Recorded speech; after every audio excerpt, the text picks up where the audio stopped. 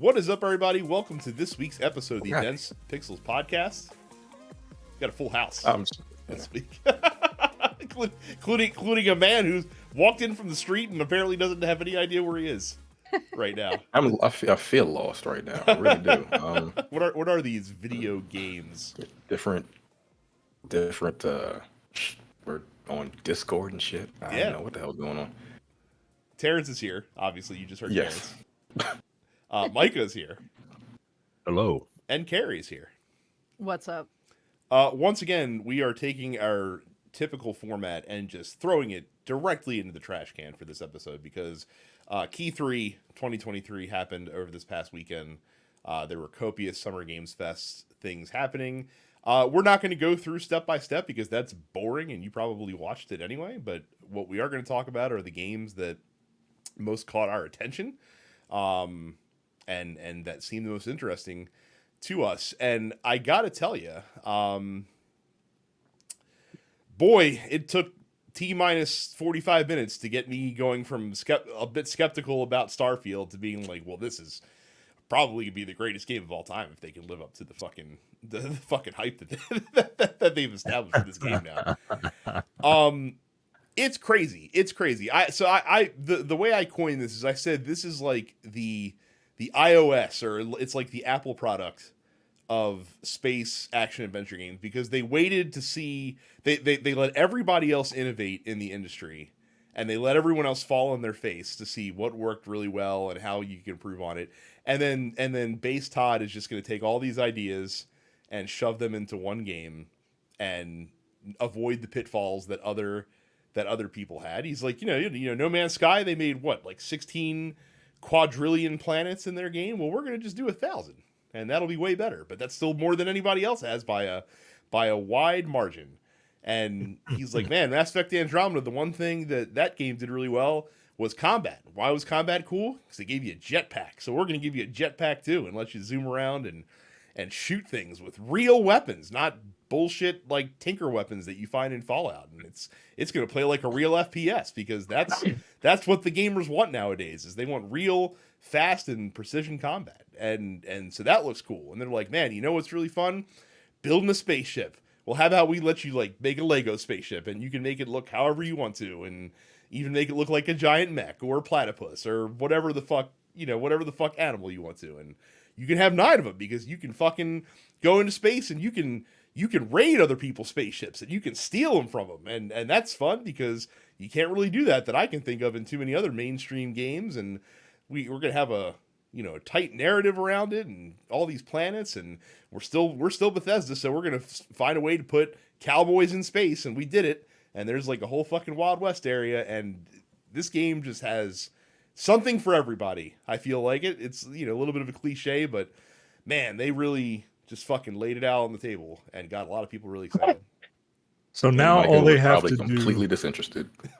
Well, now all they have to do is navigate all of the now they have to just navigate all of their usual pitfalls that come with a Bethesda game. I didn't get to see much of Summer Games Fest, but I did watch this at work. And look, I'm not a Bethesda fan. Like I've played a couple Elder Scrolls games. I never finished them. I've played 2 Fallout games. I've only finished 1. There's just something about them that I think it's the setting. Fallout is sci-fi, but it's like retro sci-fi. I don't like that. And then high fantasy is cool, but I'm not a high fantasy guy. I'm a space guy. I am a space guy. So if there is any Bethesda game that's going to get me to kind of get into it, I think it's going to be this one. Yeah. Well, I mean, they already locked you into a $70 purchase when they were like, this is the kind of character creator that you can spend 3 hours in easily. Right. That's gonna be the first 10 hours of Micah's experience, is just messing around with the character creator. Yeah, I do the same thing. Yeah, man, because like it's hard. Making magic happen. I want my character to look like me, and Especially if you're black. yeah, man. Like, It's not an easy task.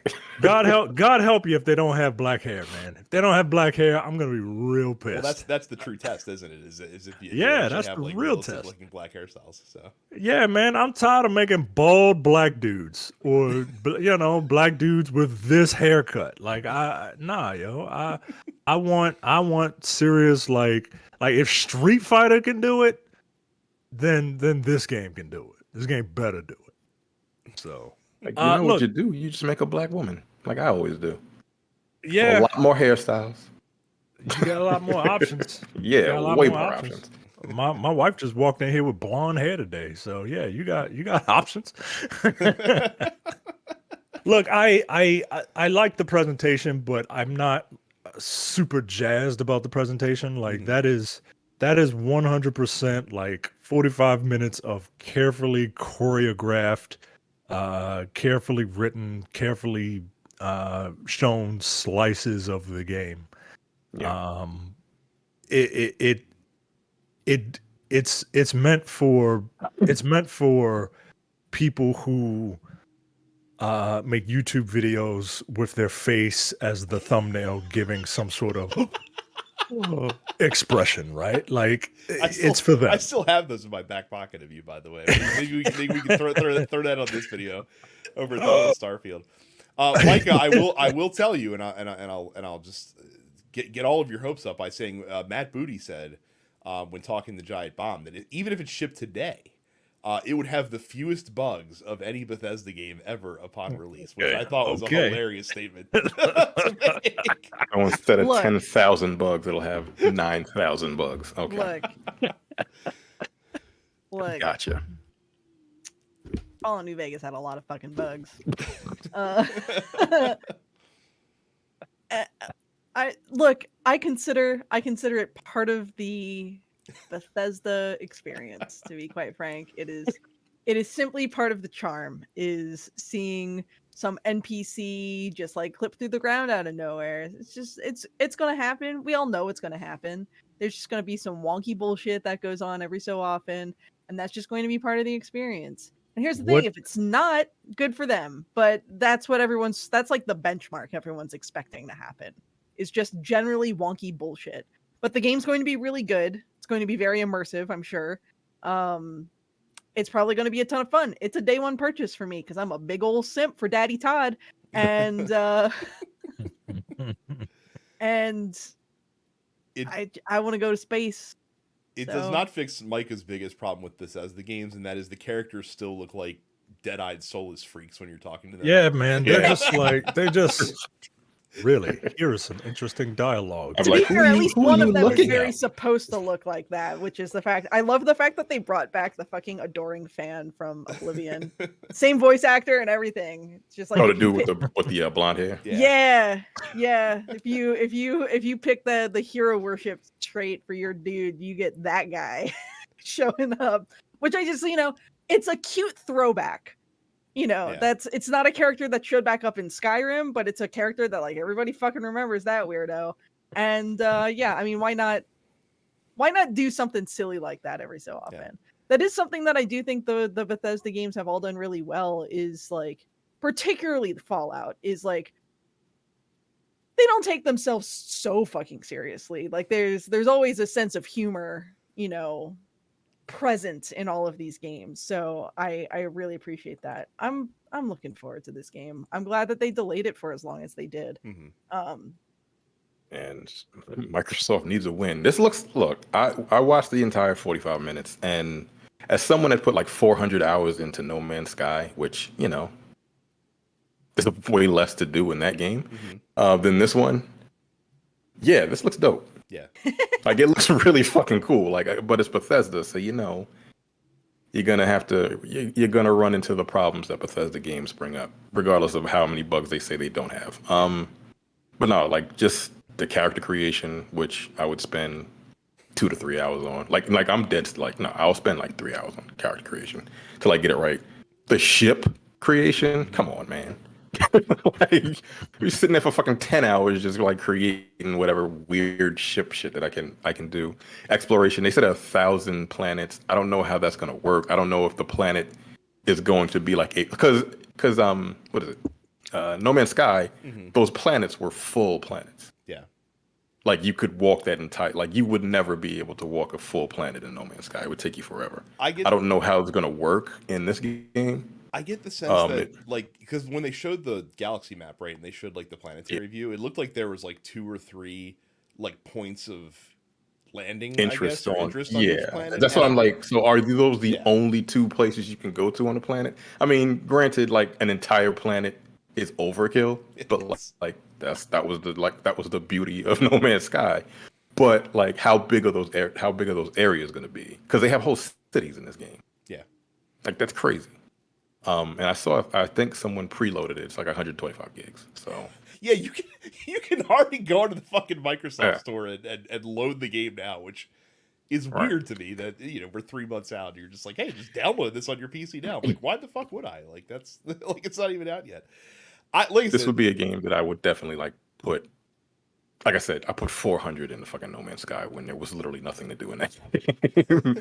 So with this game, I couldn't imagine how much time I would put in if they have as much content as they actually say they have.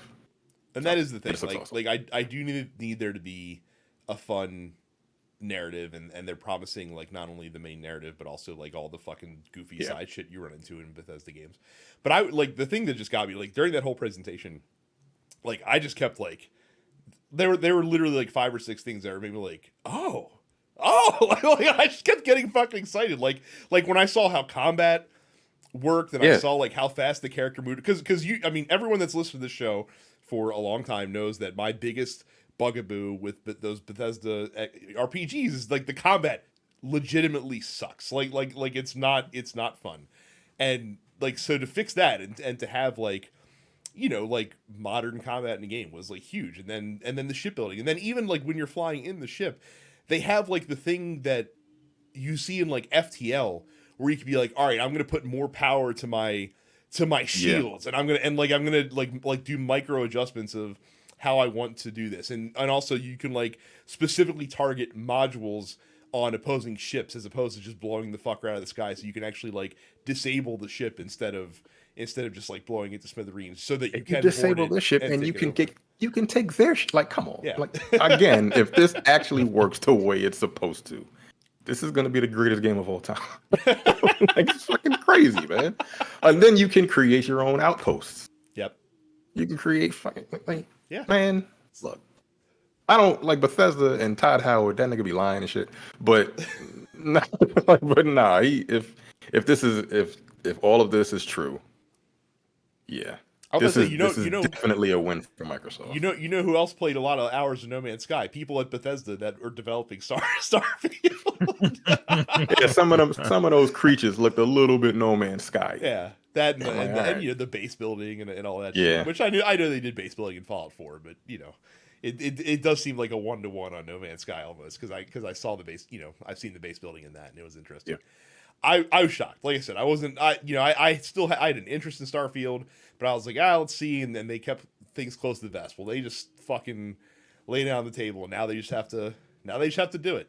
So now they just have to show that they come through it. And again, I don't think that they'd be as you know, slamming their dick down if they didn't feel like that they could come through on it. So. It was half the damn presentation. Yeah, that was the one more thing. Yeah.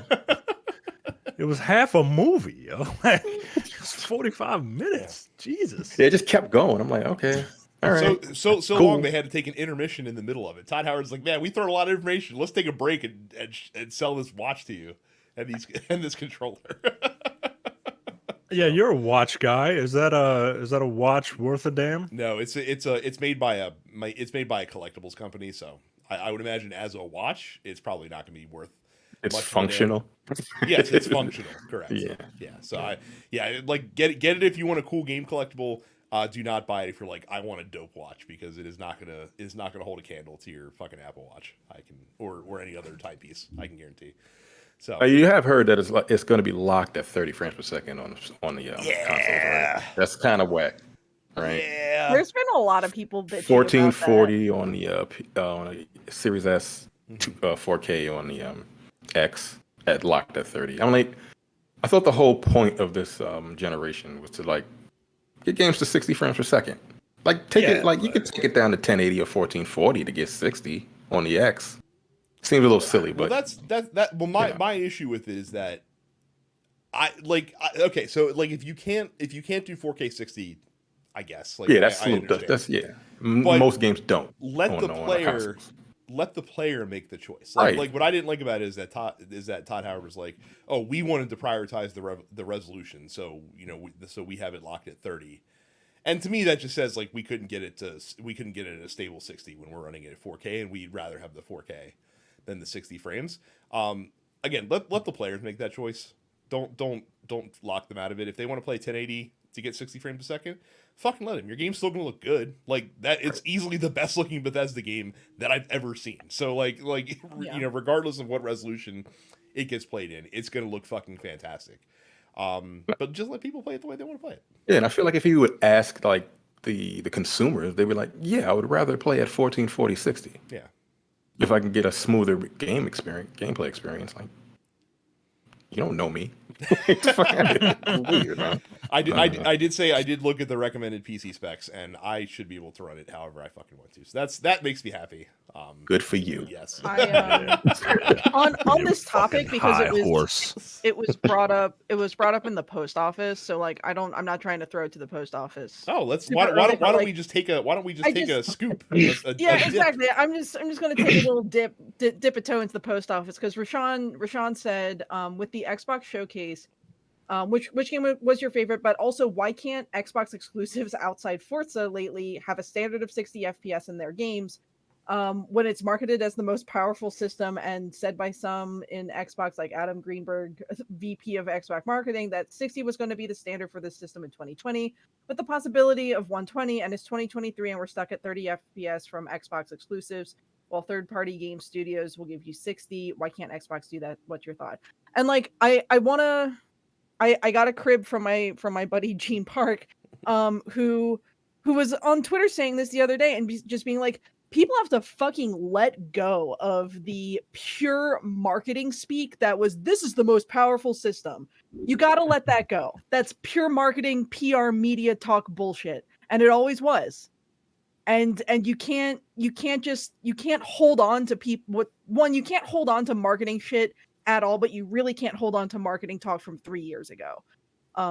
Because simply put, ultimately, he made a really good point, which was like, your phone from 3 years ago is considered dead technology. Mm-hmm.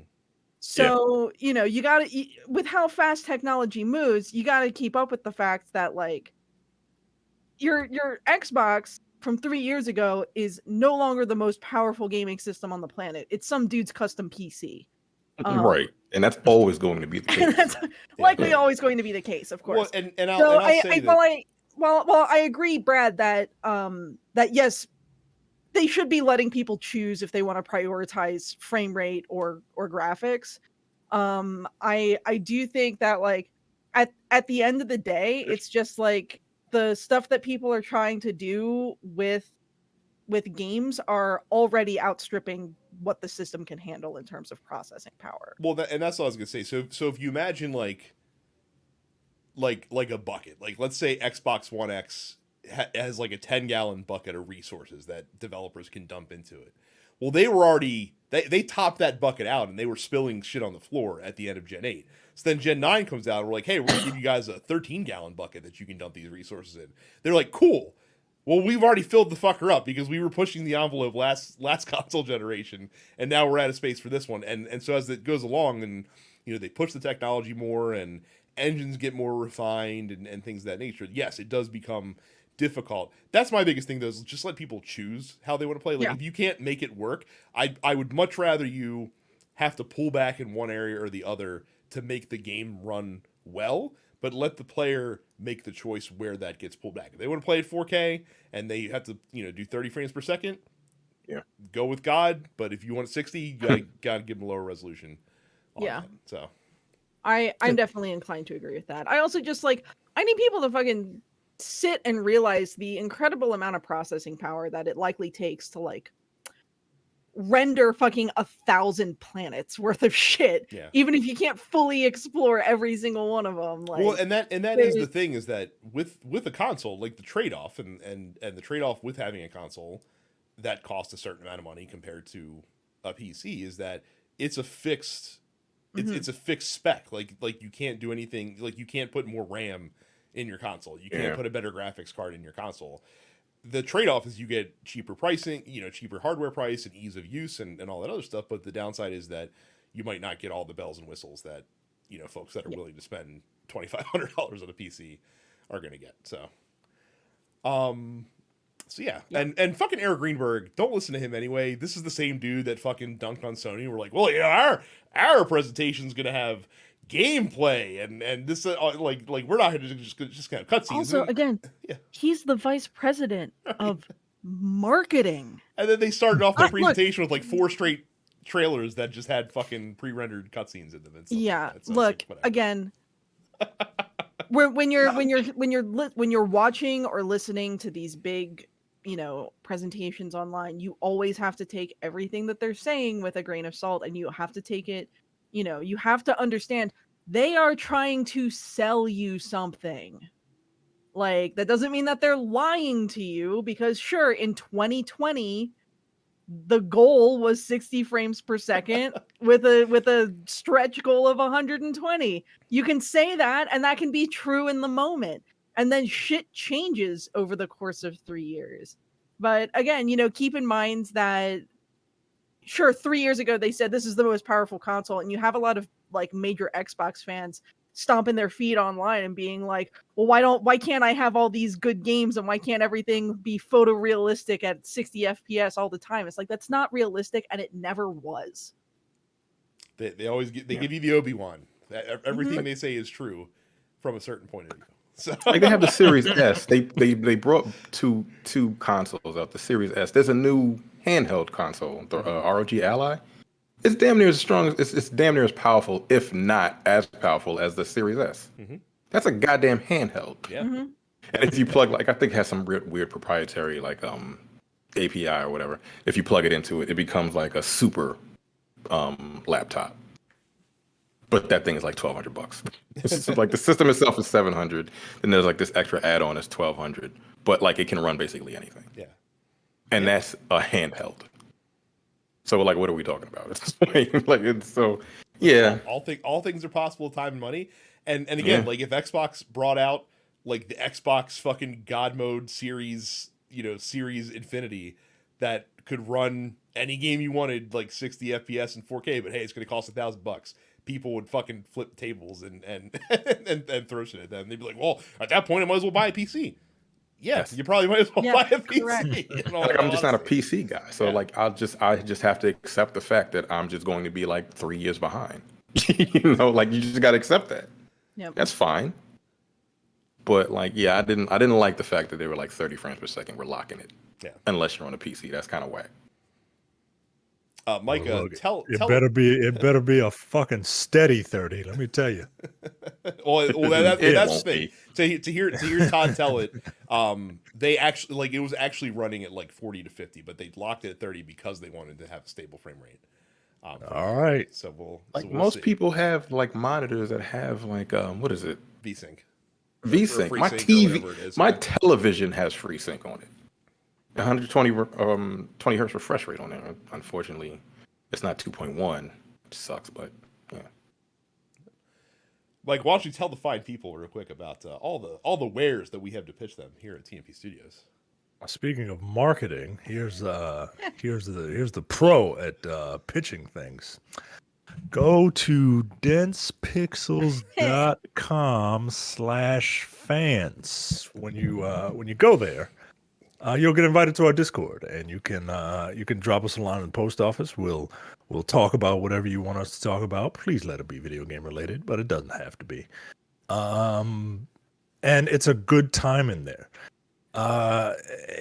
You're on the internet. You're already there. You're already watching us on youtube.com/densepixels. So why don't you hit the subscribe button and then click the bell notification icon? That really helps us out. You can see Brad in his new camera position. Slightly rearranged office position. We had to set up the office for a local co-op with Diablo 4 out, so we had to move some things around. Oh, well, there you go. And you can see Terrence for the first time in a long time. And I mean, our backgrounds look as if we could be in the same place. Like we could just have That is very true. the barrier. Like the color of your wall is the color of my fucking That's right. Curtains. So yes, youtube.com/densepixels. Subscribe to all of our shows, the Nerdpocalypse, Black on Black Cinema, Coming Distractions, and the weekly preview episode of Look Forward Political Podcast. And then when you're done, go to densepixels.com/premium. And for $5 a month or $50 for the year, you get access to all of the back catalog of podcasts, including The Airing of Grievances, No Time to Bleed, The Men with Golden Tongues, Upstage Conversation, and the full concurrent episode of the Look Forward Political Podcast. Which is on a brief hiatus right this second. Yeah, which is on a brief hiatus. A lot of those shows are on a brief hiatus because we're adults with lives. Yeah, and somebody decided he's tired of America, so he's moving. He's like nuts to this. Yeah, I am out. moving. I will see you guys south of the border, and we wish him well. But we'll be back when he gets everything set up. I'm telling y'all, those who got the means to do it, I'm seeing how much insurance it should cost. Health insurance, car insurance. It's very upsetting. Not even just that. Just like food, yo. Just like food. Just like it's very regular ass food. It's incredibly upsetting. Like America's kind of trash, yo. You want some avocados? You want some avocados? I had to pay $665 to have 3 cavities filled because my employer changed our insurance, and now it doesn't cover as much. So I had to pay that much out of pocket for that's ridiculous. 3. He probably had to pay like 17 cents where he's going to get that shit done. Right. It's really irritating. It's like bullshit. Anyway. These are the things you should listen to the Look Forward Political podcast for, because we often the American healthcare system on America. Can suck my dick. Oh my goodness. So Square presented, they had like a little presentation, like a pre-launch presentation for Final Fantasy XVI at Summer Games Fest. And part of this is they announced that, hey, like there's a demo coming to PlayStation 5. And this was smart, right? Because Final Fantasy XVI, from a gameplay standpoint, a pretty big deviation from other games in the series. A lot of people are a little worried because it's so action-oriented. So this was smart. They put the demo out. Basically, it lets you play like the first 2 hours of the campaign, which you can then transfer your save data over to the main game, so you don't have to replay that, which is cool. And then after you beat that, they have a combat challenge, which basically gives you some tools that you wouldn't have until later in the game, but they put you into an earlier spot in the game to just kind of see what the combat system could look like fully realized. And the point of a demo is to, get people that are on the fence with the game to check it out and to be like, oh, like this is worth the $70 that I'm going to have to spend to play this fucking video game. And I will tell you that I downloaded the Final Fantasy XVI demo on Monday, and mission accomplished. Square, good job. Good job by you. Have either of you played this, or is this just going to be me telling you, Micah? No, I played it. I'm planning on it. I've just been playing Tears of the Kingdom, and I played through the We Love Katamari remake. That was fun. Needed some light, positive energy in these trying times. No, it's one of these things where it's like I'm heading out for a few days, but once I'm back home, I'm gonna play it. So, first of all, presentation wise, game's very impressive. People are joking. They're like, "Oh, I definitely fucking paid attention to Game of Thrones for this game." And like, yeah, they did. Like, there's definitely a character in the beginning that's definitely the fucking Eddard Stark of the fucking game, and he could have they honestly should have just thrown Sean Bean a shitload of money to voice this charter for the fucking 20 minutes that he's in the game. I mean, his fate is the same, guys. Like come on, yo. Yeah. and the story is compelling. Like they do a great job. The intro part of the game does a great job of getting you onboarded with the systems and the combat systems and introducing to the characters and getting you intrigued immediately. Like it ends on not a cliffhanger per se, but kind of a cliffhanger in where it ends up, and you immediately dislike certain characters as soon as they walk Oh on my screen. You God. see them for the first time. As soon as you see them, you're like, yo, fuck you. And then it ends and it's like, yep, I was right. And then there's another one whose name is Benedicta. I wonder if Benedicta is evil. I wonder if Benedicta is going to be an antagonist. I wonder if she was possibly a traitor of some kind before she went to the other side. Who knows? Good job, Square. Yeah. I mean, look, like, say nothing of Japanese English translations. They are nothing if not on the nose. I did watch. I think I watched Max. He played it. He was actually playing it last night. I watched a little bit of it. Yeah, it looks cool. Like the combat looks fucking awesome. It's right up my alley. I love action. Well, action games. and so I wanted to talk about that because I did both the demo and the icon challenge at the end. And if you are looking at this from afar and seeing the coverage and being like, oh man, like, I don't really play those character action games. Like, I feel like this is going to be overwhelming to me.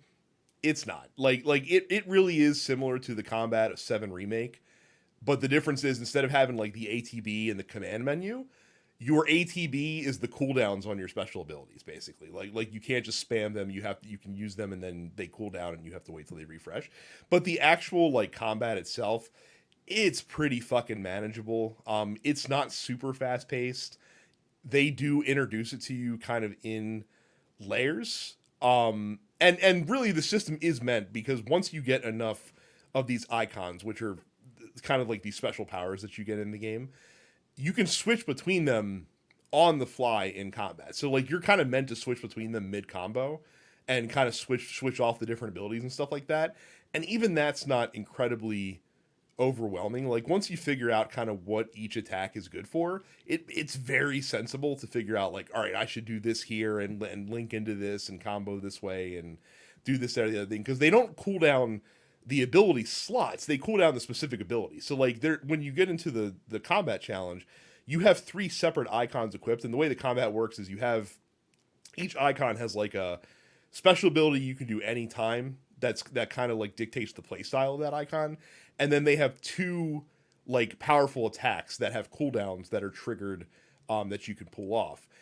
But so like if I do my R2 and square ability on one icon, I can switch to another icon and do that same ability in the same slot while the other one's cooling down. And you're kind of meant to be like, all right, you do this, cool it down, switch to something else, hit the abilities on that, cool down, switch to the other one, hit the abilities on that, switch, the other one should be ready by the time you get back. And so they kind of have you kind of migrating between these different modes. And it's really not that complicated. It might be challenging for someone that doesn't play those types of games, but it's not going to be like you're not going to be drowning, I don't feel. Is it similar to Stack? What you're describing, it sounds like it's like similar to like Diablo on a controller. Like if you have your face button and then you press like R2 and it's another set of powers while everything is recharging. That's pretty simple. Yeah, that's pretty much kind of how it works. Obviously, like the combat itself is a little bit faster paced than Diablo is, but it's manageable. I don't think that traditional Final Fantasy fans should be scared off by. You're not going to be playing Devil May Cry. No, you're not. It's a very dumbed down version of what that type of game is. Yeah. And but it's like Brad said, it's completely manageable. Like even if you want to mash, I feel like you could probably get away with mashing, maybe on like story or something, but like even if you put it on action mode, you'll be fine. And I dig the combat. I like it a lot. I like, trying to come up with different combinations of combos. I only had time to finish the prologue or whatever it is. I didn't get a chance to play the second mode. You should really go back because that's where you can really kind of play with the tool set a little bit more because having 3 icons really does like change stuff up. Like when you're going through the story and you just have the one, you're really handcuffed in terms of what you can do. Whereas you can actually come up with like a play style strategy. Now, my only concern about the combat is because you're using the same character the entire game, and because there's not a lot of variation in your basic attacks. Like, you can unlock some new abilities, but it's not nearly as complicated as like a DMC or a Bayonetta would be. My only fear is that the combat is going to get a little repetitive.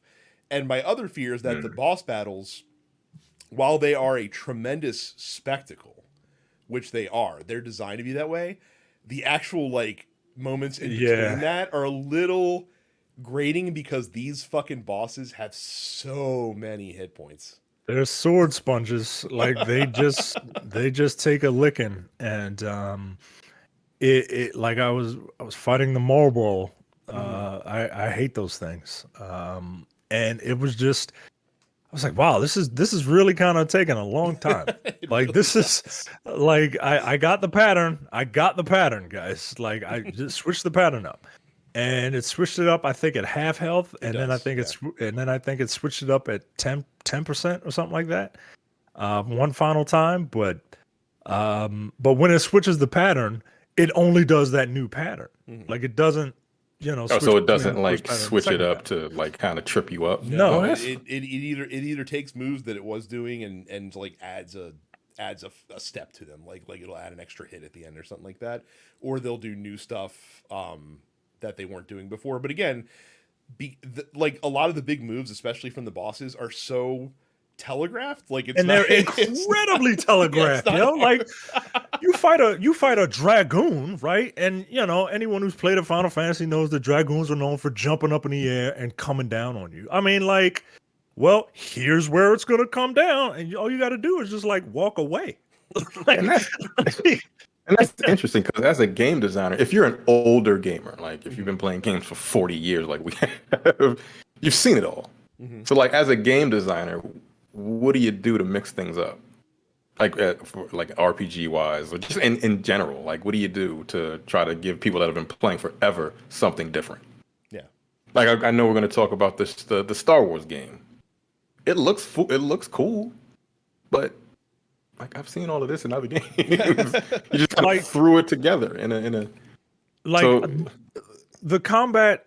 Look, I know everybody like makes fun of this game, but it was actually really fun. The combat in Stranger of Paradise is more satisfying. I played the demo of that, and I know Carrie said she played that for laughs, right? I played a decent amount of Stranger of Paradise. Look, the combat was actually really good. I enjoyed the combat in that game. That game is dumb that game's dumb as hell, but the combat and the job system's real good.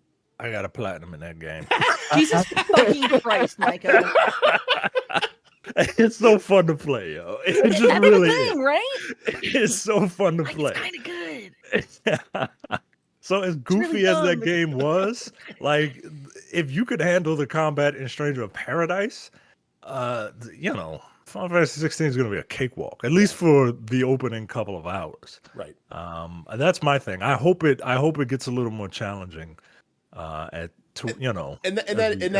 is fair, because again, even the combat challenge afterwards, you are still fighting someone that's relatively early in the game, and I know that you are, because the bonus that you get from beating that person in the game, you already have it like when you're in that boss fight. So I know that's going to be that way. So and that's a fair point too. It could definitely ramp up as the game goes along, and I do hope it does. Otherwise, that story better be really compelling from start to finish to fucking drag you along.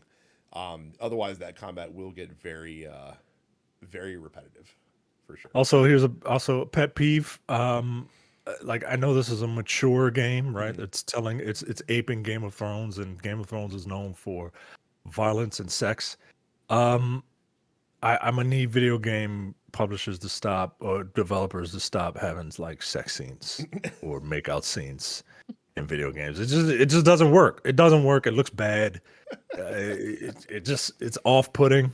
Don't do it. Don't do it. Like Dominic Toretto kissing Letty. Weird. Yeah, exactly. It's weird. It's weird. Mike, I have one question, last question about Final Fantasy before we move on. Is this going to be your favorite dog in a video game? Oh, you haven't done the combat challenge yet. Never mind. So you can't answer. I haven't done the combat challenge yet. I'm gonna say, well, in a video game, I mean, I consider John Wick 4 to be a video game that I just don't play, and that's my favorite dog in a video game right now. I that fucking Dragon's Breath sequence is the greatest action sequence in any game and in any movie I've ever seen. I'm just telling you, it's awesome. Oh man, so they revealed finally the new Prince of Persia game, long rumored. What everyone was not expecting.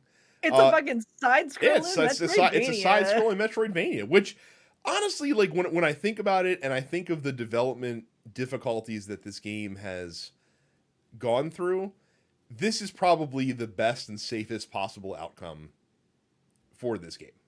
It's going back to the series roots. Yeah. You're right. Like, people were super upset. I'm like, did you play the game in 1991 or whatever the fuck? No, they didn't. They weren't fucking born yet. Right. So, you know. Yeah, like the first couple Prince of Persia games, like people forget that Sands of Time was a series reboot. But that game existed in the early 90s as a side scroller. And as a very influential early example of an action oriented side scrolling game like that. Yeah. So yeah, I think it's really nice that this is the angle that they've chosen to go with the Prince of Persia franchise. Yeah, I don't know. I'm not going to play it because I ain't like that style of game, but I respect it. I will play it because I do like the style of game. I have one concern, and it was the same concern that I had about Metroid Dread, and that is that this genre of game is so well represented nowadays by indie developers that provide. I mean, I can go get like Hollow Knight if I wanted to. Most days for like $8 because it's on sale like all the fucking time. Yeah, but where'd that fucking Silk Song go? Well, yeah, you know, they didn't show anything. I'm so glad. People were real upset about that.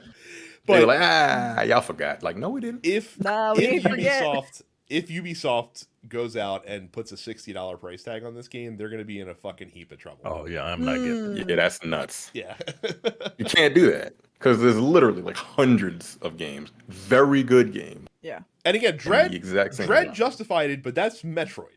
Like, and Prince of Persia is not Metroid, no matter. Nor what. is it Castlevania. Yeah, nor is it is not one of the two games in the genre title. Yeah. That's funny. So that's my only concern is I haven't seen a price tag yet, and again, I think for this game to be successful, no matter how good it is, you got to put this out at $40. Like, I think that's your ceiling for price on this one. So we shall see. I don't necessarily have a ton of trust for Ubisoft nowadays as a publisher, which leads us nicely into another game that we saw that again looks interesting, but can we really trust the developer in this case to come through? So the Massive Entertainment, who are the developers of the Division series, which is a good looter shooter, but not one that ever got anyone to stick around longer than a handful of hours on, I feel like. Right. They're making a new Star Wars game. It's called Star Wars Outlaws. It is taking place on the Outer Rim.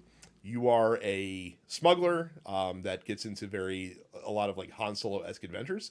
When I first saw this trailer and I saw this was the Massive Star Wars game, I thought that this was going to be like a shared world like looter shooter, and it's not. It is just a straight open world action adventure game. I'm gonna just go out on a limb and assume there's gonna be RPG elements, but you know.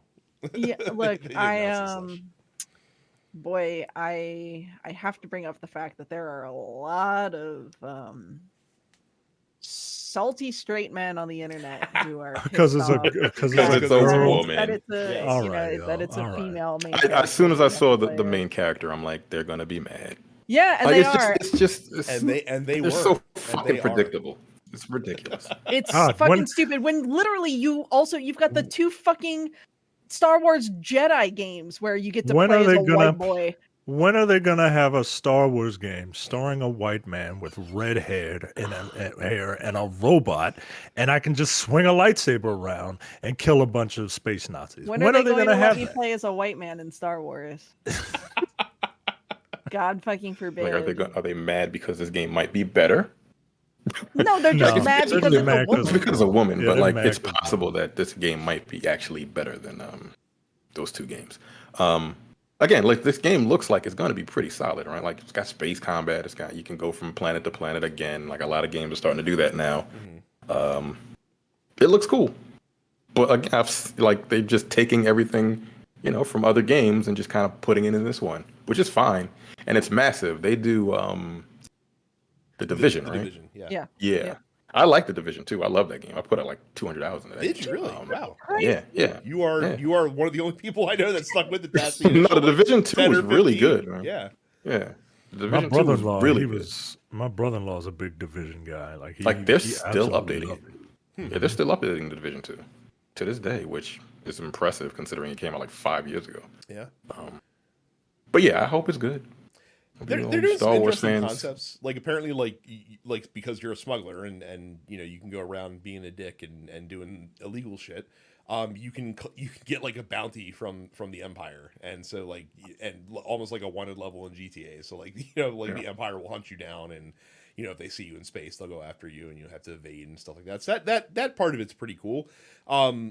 They do need to do a good job differentiating themselves from the Fallen Order series, because that's going to be the immediate point of comparison. Because if this game is just Fallen Order but no lightsabers, then I feel like it's gonna fall a little flat. It's got to have something to it that it kind of has that personality. And again, getting to play as a smuggler, apparently not seeing any Skywalkers in sight, despite the fact that it does take place between Empire and Return of the Jedi. These are all steps in the right direction. So Yeah. Honestly, I think it's going to be a better game than the Fallen Order games. It's a different type of game, but I think like overall, you'll be able to do more. First of all, probably a longer playtime. So Yeah, because the Fallen Order games are good, but they're like not Soulsborne games, right? Like they're yeah. they're great value Soulsborne games, which is great for someone who is not into that type of game and kind of wants to dip their toe in it. But I'm more of, when it comes to games with big worlds and stuff, I'm more along in this camp where it looks like they're actually basically GTA Star Wars. Yeah, that's all it is. Yeah. I'll tell you a quick story before we move on to the next thing, because we're talking about the fact that man babies on the internet get mad because women in my game don't like. So I had a technical issue with Super Mega Baseball 4 on Steam Deck. So I posted in the EA Answer Center to see hey, is there anything going on with this? And there are people on. So you guys have seen Super Mega Baseball, right? You understand the art style. It's very arcadey. The characters are very exaggerated, and the game is also co-ed. They had just have men and women in the game, because who gives a shit? It's not real baseball players anyway. So why the fuck wouldn't you just have representation in the game like crazy? And there are people on the fucking forums bitching is there a way that I can get just immediately instantly Men only, all women from my franchise mode, because I don't want any women, and I go through and I delete them all from the teams, and then whenever new free agents come in every year, there's always some women that I then have to I'm just bro, it's not that serious. If you want to play an all dude baseball game, just go play the show. It's right there. At this point, you have psychological issues, right? Yeah, man. You really need to go to a therapist for, because that's crazy. Yeah, man. That's ridiculous. Yeah, that's really weird. I get rid of the women in the game because I just want to play my arcade sim baseball game with as much realism as possible, and there would not be women playing in this fake professional baseball league. So I've never been upset that someone was in a game. How can a female strike out David Ortiz? That's completely unrealistic. All right, yo. That's psychological trauma or something. I don't know what the fuck you want to call that, but you need to go to a therapist. Yes. No, or a psychologist. There's a lot of men who had their feelings hurt by a woman once. and never got over it. And that's Or have never been with a woman. that too. And they just like, My eternal plea to all men: good just lord, do better. Just do better. yeah, just Or if you can't do better, just shut the fuck up. Oh my goodness. Wow. So switching gears, conspiracy hat time. So I'm not a conspiratorial guy, but I am in this case. So a couple days before the Xbox showcase and Summer Games Fest, an intern or some employee at Atlas accidentally, quote unquote, posted and leaked the Persona 3 remake and the Persona 5 Tactics trailer that were supposed to be debuted at Summer Games Fest. And everyone's like, oh, that sucks. Like, oh, it sucks that we couldn't be surprised by this and this, that, or the other thing. And then, so they played those trailers during the Xbox presentation. And then they played another Atlas trailer for a game that no one had ever heard of called Metaphor reFantazio that in many ways looks very much like just Persona 6 in all but name. It looks like a diet Persona game. Yeah. And my conspiracy theory is those were planned leaks to throw people off the scent so they couldn't sniff out the fact that they had this new debut game that they were going to drop on everybody's head and get people very excited for this new RPG from Atlas. Yep. What is it called? It's called Metaphor reFantazio. Yes. Yeah, I saw the trailer. I thought it was for Persona. Yeah, I mean, like, it's the same art director. It was Metaphor reFantazio Persona Literally, something or It's whatever. literally the same creative team of Persona 5. It's the same game director, Katsura Hashino. It's fucking Shoji Meguro doing the music. Yeah. It's clearly the same artist. The menu systems look system looks exactly the same.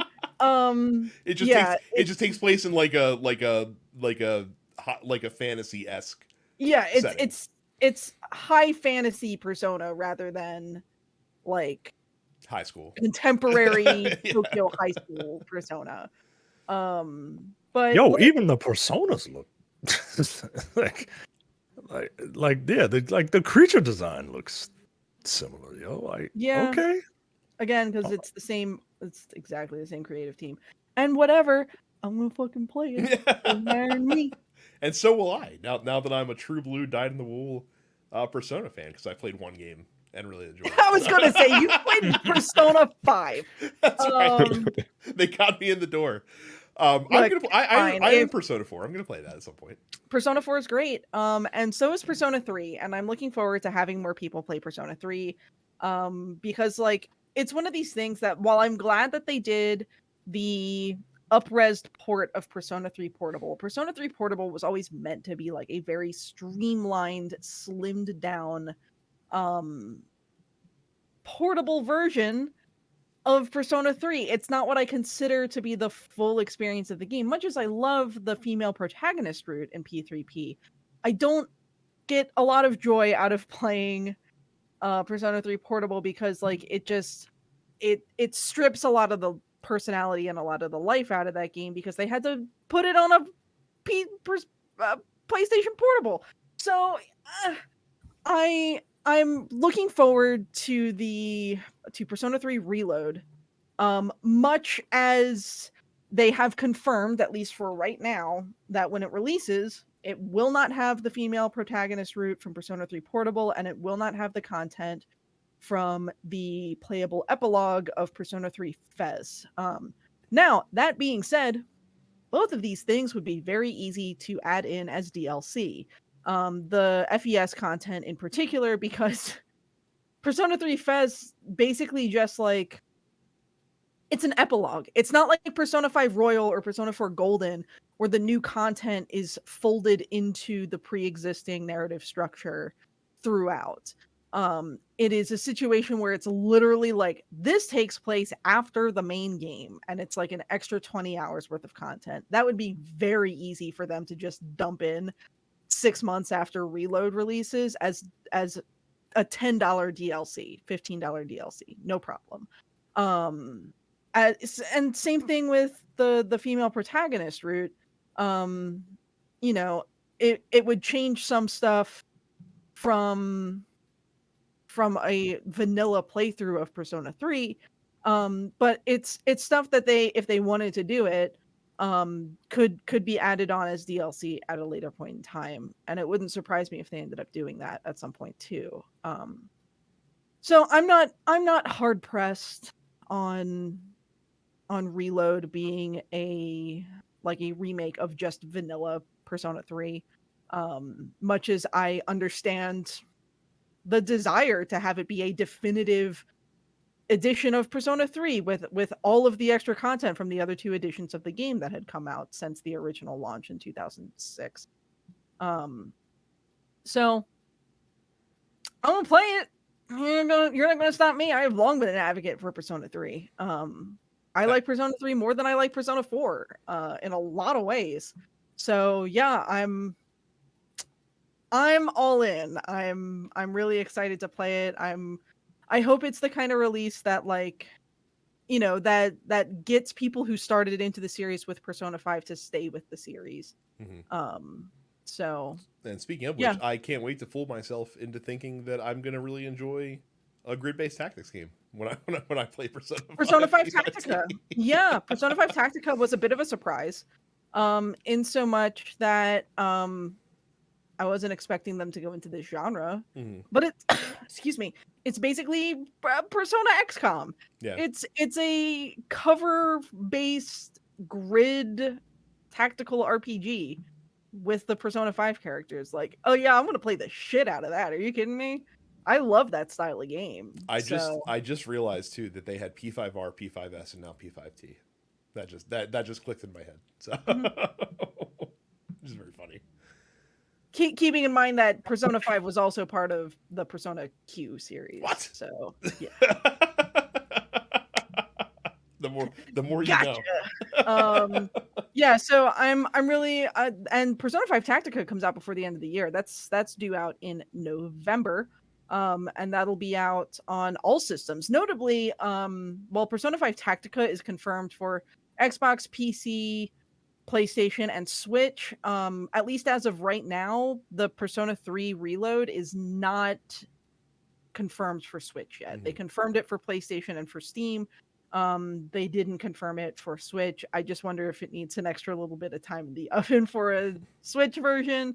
But given that it runs on the same engine as Persona 5 and you can now play Persona 5 on Switch, again, it feels like it will get there eventually. It's just it probably needs a little extra more time. But yeah, I mean, Atlas has plenty of stuff going on. I guess the one thing that I'm sort of waiting on from Atlas is I would love some mainline Shin Megami Tensei stuff. We're in the middle of the 30th anniversary year of the Shin Megami Tensei franchise at large, so I guess I don't know. I feel like they know where their money's going to be made at this point after P5R finally was like the one that really broke through. So, but like even still, like they're still doing like a huge concert in LA in a couple of weeks, and it's not like there aren't mainline Shin Megami Tensei fans out there. I would love to see them put fucking Shin Megami Tensei 5 on literally any other system that isn't the Switch. Much as I loved playing it on the Switch, I would like to see it land on more systems because I think more people would pick it up and play it. The Nocturne remaster that they released a couple years ago ended up doing pretty well. I would love to see more of the PS2 era, like non-Persona Shin Megami Tensei games get bumps to other systems too, like Digital Devil Saga or the Raido Kuzunoha games. But we'll see what ends up happening on that front. But yeah, look, if you're a fan of the Persona series, there's a lot on the way. So I can't complain about any of it. Yep. Speaking of complaining, DensePixels.com/Amazon. I keep asking you people to go there to DensePixels.com/Amazon. When you do, you can buy whatever you want. You don't pay anything extra, and we get a finder's fee. So I'm going to go to DensePixels.com/Amazon right now. I'm going to type in reFantazio. And I don't think you're gonna get any results. when Well, you'll get something. So. you this is very odd. Okay, multiple results, but the first result is a bestseller. Oh, it's a sponsored result, so I don't know. But when you go to densepixels.com/Amazon and type in reFantazio, the first sponsored result is a Dreo Nomad 1 tower fan for home. 24 feet per second velocity, quiet cooling fan with 90-degree oscillation. 20,000 plus people bought it within the past month. It's got 4.5 stars out of 12,000 ratings, and it's only $69.99. You can get it next day. But only if you go to densepixels.com/Amazon. That's how the next day and 2-day thing works. It only works if you go to densepixels.com/Amazon. That's right. Get yourself a cooling fan by searching reFantazio for some strange reason. You can also get a Saber pepper spray 2-in-1 stun gun. In pink. in pink. Like you spray the shit out somebody and just protect yourself from all the dudes on the internet that are mad that there's a female protagonist in their video. That is a very clever 2-in-1. Oh my goodness. I should have thought about it first. Couple quick things at the end here. You know that I had to get some indie bullshit in this list from over the weekend. 33 Immortals looks really cool. This is being made by the same developers that made Spiritfarer. Is a very different game than Spiritfarer, where they are advertising this as kind of like what if Hades was like an MMO raid. And that's basically what it is, where you are cooperatively playing this action RPG with 32 other people going to tackle these challenges and big bosses. The theming of the game it's based off of Dante's Inferno, which is a theme that I quite like in different properties. And so it looks pretty cool. I've watched some videos on this. It looks dope, and I'm interested to learn more. So that game's supposed to come out next year. But if you liked Hades, or if you like those, like hack and slash isometric games, then this might be one to keep an eye on down the road. Let us hope that they have cross-platform play when this game does come out. 33 Immortals. Wasn't that the name of that movie, Terrence? That the terrorist. No, not Immortal. What was 37 hours? No, it was. Wait, was it the one where they killed Jesus or some shit? Yeah, where they sent assassins back in time to kill Jesus. What? Yeah, I don't remember what the name of it is, but it's similar. Yeah, I knew exactly. So apparently, the reason they ended at 33 is because Assassin 33 AD. Yes. Oh, okay. That's exactly. Jesus Christ. Title. Never mind. That has nothing to do with this. The reason they landed at 33 with this is because apparently, since it's based on the Divine Comedy.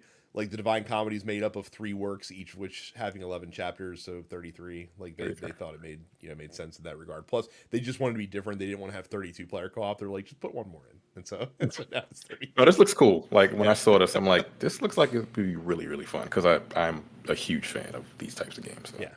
So again, I hope it comes out and everything, and I hope that you can play with people on regardless of console, because that would be pretty fucking dope. And a game like this is going to need people playing it, so hopefully that's a thing.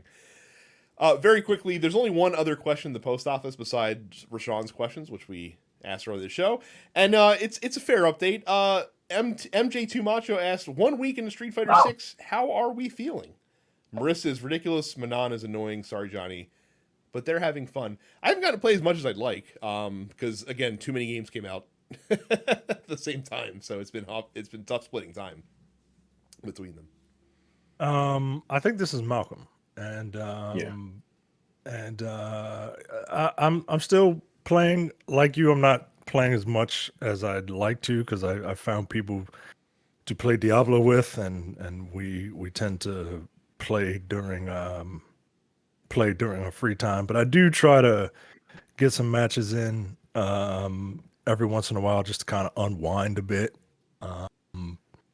And I haven't played too many Manons, but Yeah, she's real annoying, and it's like metal level 5 Manon is just like the scariest thing in the world to me. I've seen gameplay of her. Her throw range looks cheap.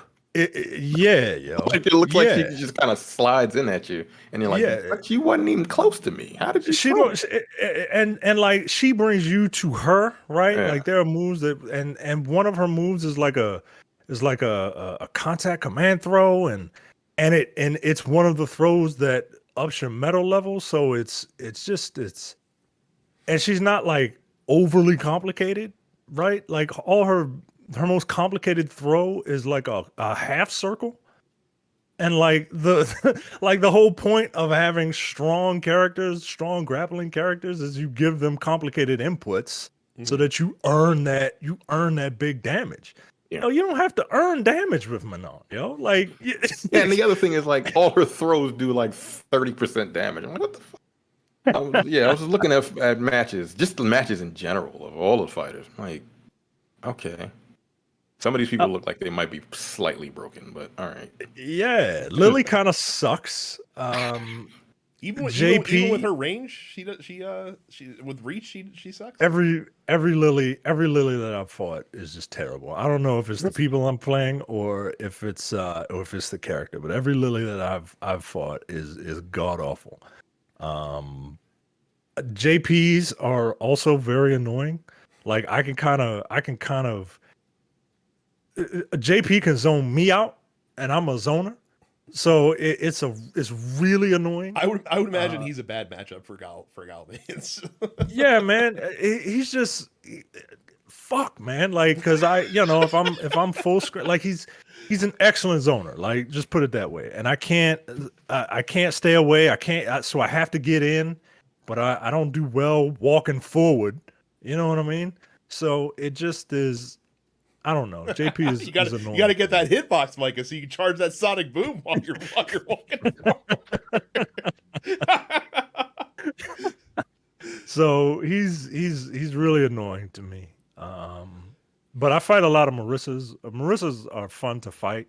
Because like Marissa does like crazy damage, and it's fun having that like juggernaut character. She's fun to play, but she's also fun to fight.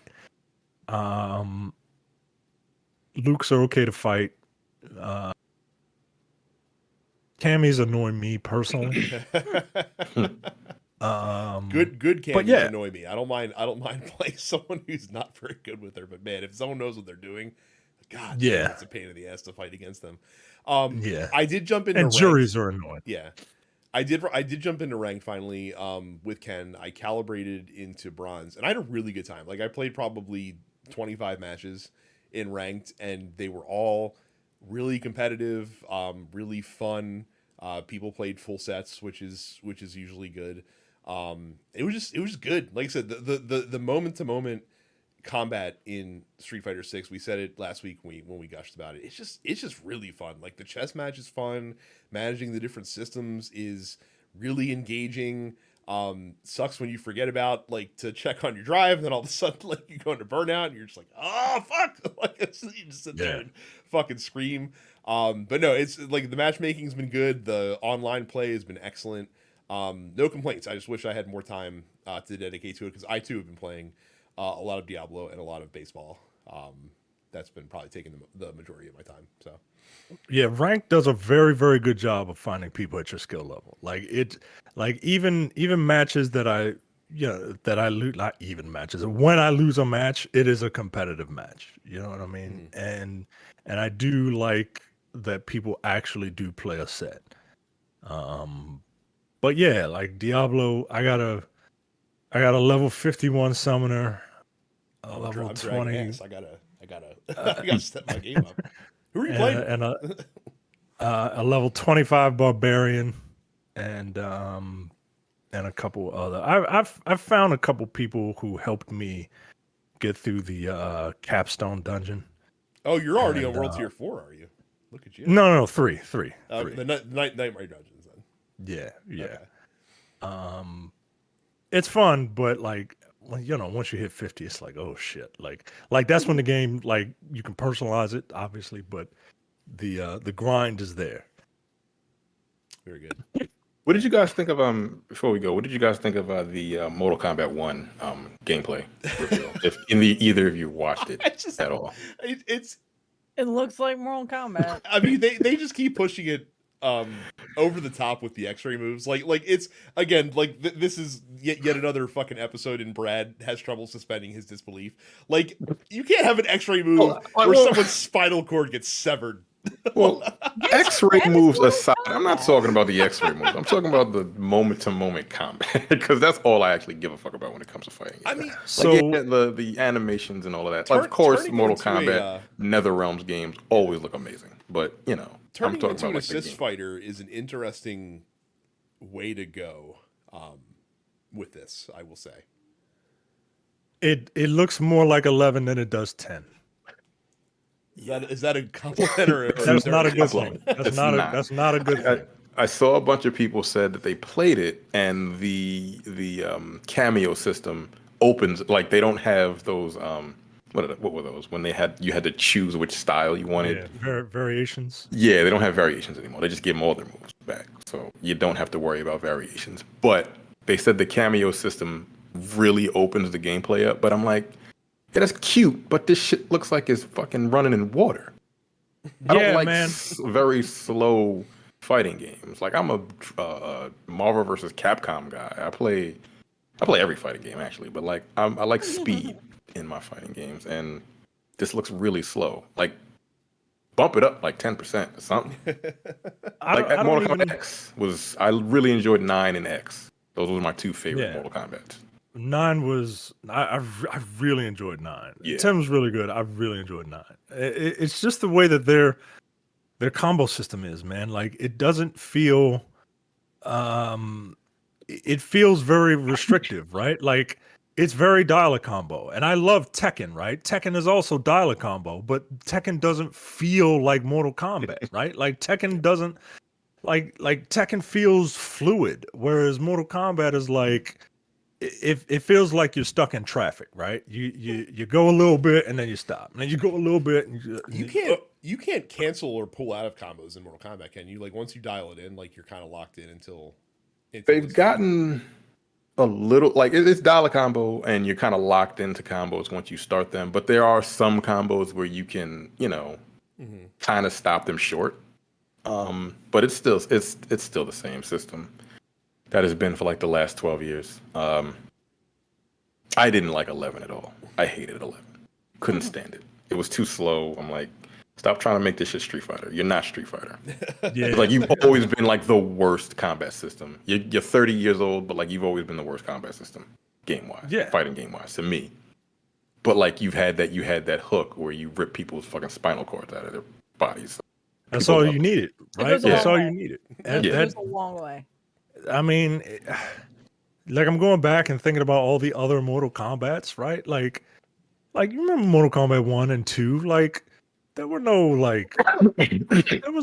combo system. Like it was just like high punch, high punch, high punch, high punch, high punch, sweep. You know what I mean? When did Mortal Kombat come out? The original? 92? 92, yeah. I was 11 years old when that game came out. And I remember people were just gathered around that fucking cabinet because they figured out the more fatalities. Right. And they were like, oh my God, it looks awesome. But the gameplay itself was just like them punching a speed bag and then sweeping them or doing jump kicks until they took all their health away. I'm like, I was partial to the roundhouse when I played Mortal Kombat. Or the uppercut. Yeah. Like it's those games, like I know people have it's nostalgia. Mortal Kombat 1 and 2 aren't very good. No, they're not. They're not. It's just not. Like 4, I think, added, was it 3 or 4 that added a run that made it a little bit better? It was faster paced. Yeah. Ultimate 3. I liked Ultimate 3. Yeah. That added the run, so that was cool. Every 3D Mortal Kombat can go to hell.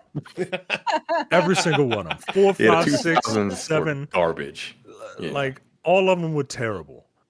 And then Mortal Kombat 9 was great. And then Mortal Kombat 10, most people prefer 10 over 9. I prefer 9. I prefer 9 over 10, honestly. Yeah, I was in the top 100 on Xbox in Mortal Kombat 9. I was playing the hell out of that game. But this And don't know, like man. I've looked at a bunch of people talk about it, and they're trying to be optimistic. One guy, the fighting game guy on IGN, he was trying his damnedest to say something nice about that game. He really couldn't, man. He But was just like, Mortal Kombat 1? yeah, about Mortal Kombat 1. He was just like, if you like 11, you're gonna like this. And I'm like, ooh. Even the commenters was like, oh, I don't think he liked it. Like, yeah, it's an acquired taste.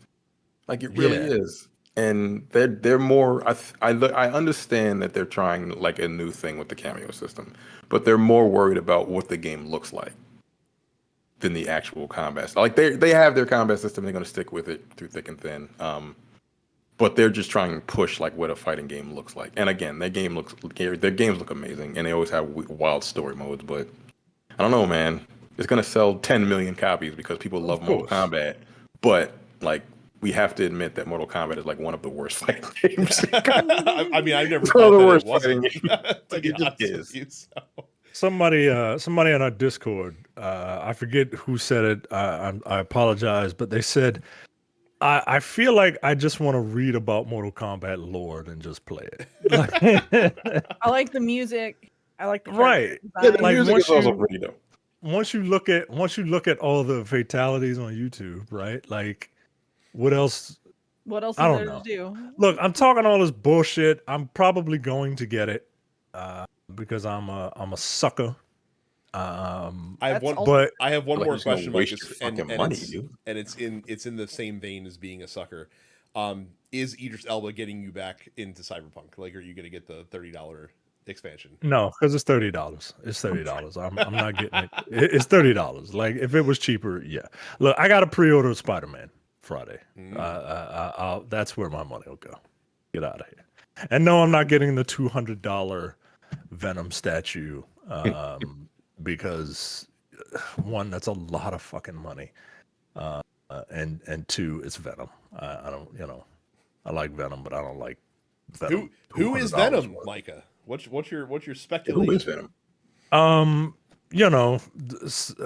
Smart money is on Harry Osborn, given the end of the main story of the first game, which also kind of coincides with one of those Spider-Man cartoons where Peter's dad and, ironically, Eddie Brock's dad were scientists, and they were trying to find a cure for cancer, and they found that this symbiote would leach the cancer, but it's cancer, so it's forever spreading, so the symbiote would always have to be on the person to constantly feed on it, and until the symbiote got big enough to take over the host. So I'm thinking they're going to do something like that, because Harry is ill in that game, spoiler alert, for a what is it, 5 years now? Yeah, something like that. Something like that. Spoiler alert for a 5-year-old game. But yeah, smart money's on Harry Osborn, and it would make sense thematically, right? Like, Harry's his best friend. You gotta fight your best friend, right? Like, all the pieces are there. All the pieces are there. Very good. You guys yada Dragon's Dogma a couple weeks ago. I took offense to that. Oh, so I don't think I knew that you were a Dragon's Dogma guy. I love Dragon. Well, so let me tell you. So I never played it. I've heard enough people whose tastes I jive with speak like magnanimously about Dragon's Dogma, to the point that I bought it. I just hadn't gotten a chance to actually sit down and play it yet. Yeah. Yeah, I loved it. I bought it when it first came out, before the Dark Arisen DLC and everything. Yeah, it's fun. Like, it has a really good system, job system. The actual, like, the magic system is really cool. Like, the magic is like legit magic. Like, when you create a fireball, it does a lot of damage and it looks awesome. It's a spectacle. They said that the new one is 4 times bigger than the original, so that's cool. They still have the pawn system. It's not multiplayer, which kind of sucks, but it is what it is. Now, the pawn system is what I really enjoyed, because you create your own pawn. Like, you guys know how the pawn system works, right? You create your own, and you get 2 other randos from the internet.